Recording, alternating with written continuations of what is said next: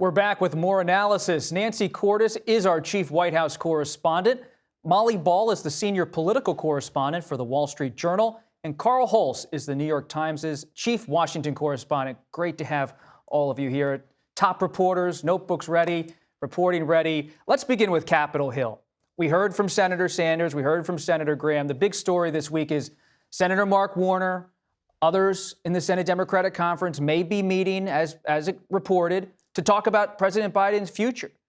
Is there an effort afoot? Nancy, let's begin with you. You not only cover the Biden White House, but you covered Capitol Hill for years and still have great sources there.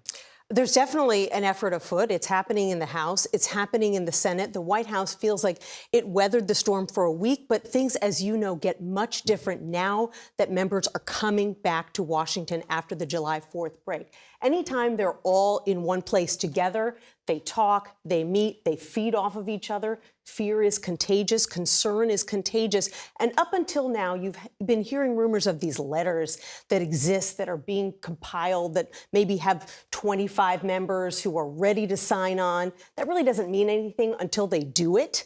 They were hoping that just the talk would kind of put pressure on the White House. The White House said, we're going to call your bluff. We don't believe you. But now that they're back and they feel that they may need to take this to the next level, we could see this blossom. Carl, you cover the Senate so closely.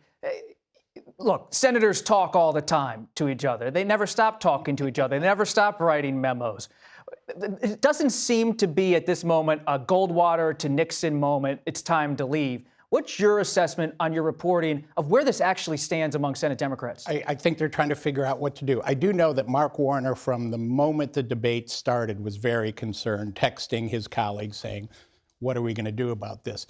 So I think he was trying to gather them to say, how do we approach this? Not like, hey, who are the three people who are going to march down to the Oval with me, but like, where do we go from here? They're worried. They're trying to hold on. The House, the Senate's being senatorial. They're being sort of more deliberate. Chuck Schumer has been very low profile. The House, things are different. The House Democrats thought they were in great position to win the majority. The Republicans have had 2 horrible years of chaos, inability to govern.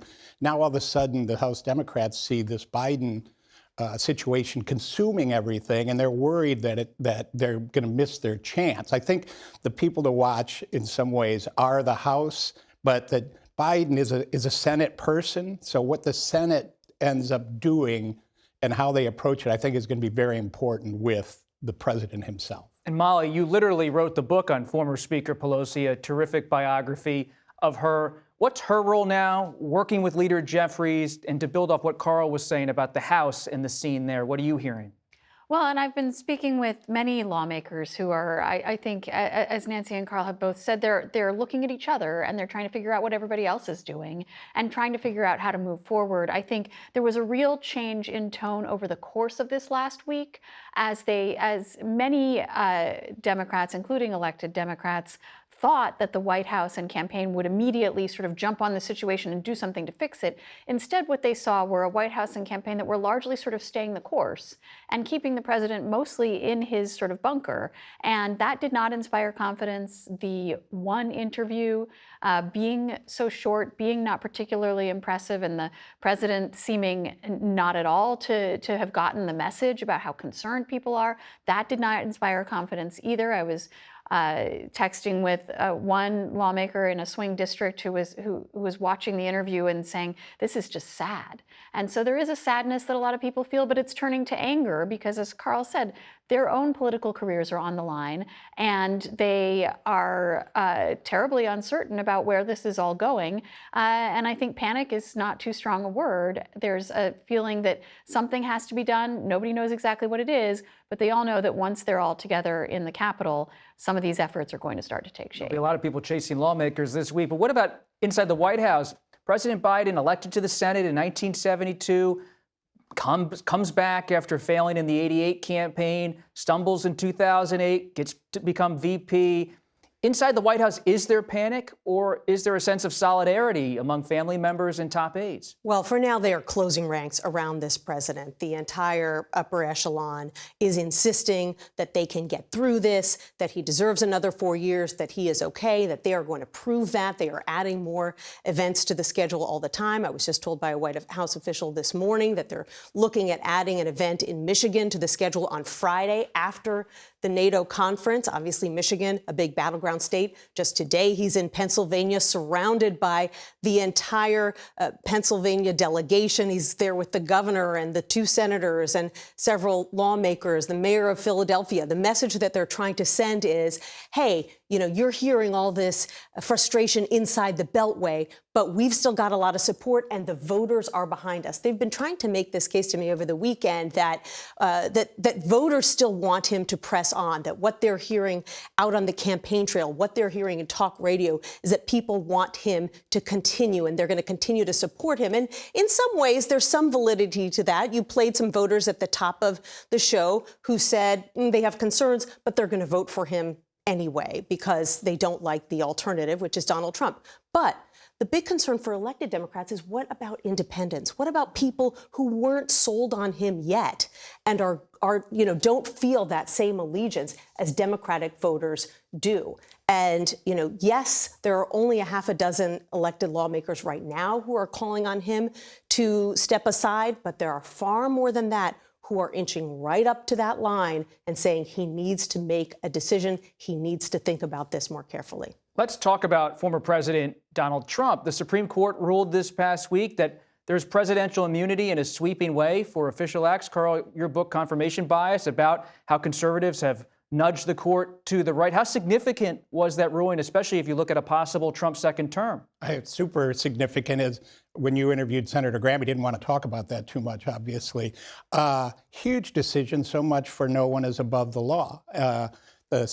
John Roberts, the Chief Justice, he's a real believer in executive power. I think besides the impact on Trump, what that's doing is you're going to see a lot more talk from Democrats about the importance of the Supreme Court. This election is about the Supreme Court. We need to change the direction of the Supreme Court. Not only presidential immunity, but also a series of rulings against federal agency power. This is a long-sought goal of the conservative legal movement, and they basically won. So I think the Supreme Court is going to be elevated this time on the Democratic side. You even hear House members talking about they're going to introduce some articles of impeachment, obviously not going anywhere, but that's a brand new step in congressional politics. And Democrats keep talking about if Trump wins again, he's going to have the Heritage Foundation running policy. They have this so-called Project 2025. Do you see on the Trump side of things a real aggressive policy agenda waiting in the wings? Yes and no. I mean, it's been interesting to see over the past few days, President Trump came out on social media and disavowed Project 2025, even though, many people very close to him are involved with it. It is like any of these think tank efforts, and Project 25 is only the latest iteration of something that the Heritage Foundation does every 4 years and has for many, many decades now.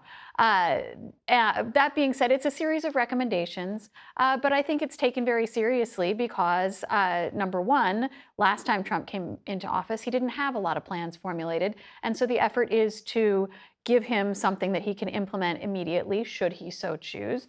And number two, that there is going to be a much more focused effort if Trump is elected again because of the fact that 8 years ago he was not very focused.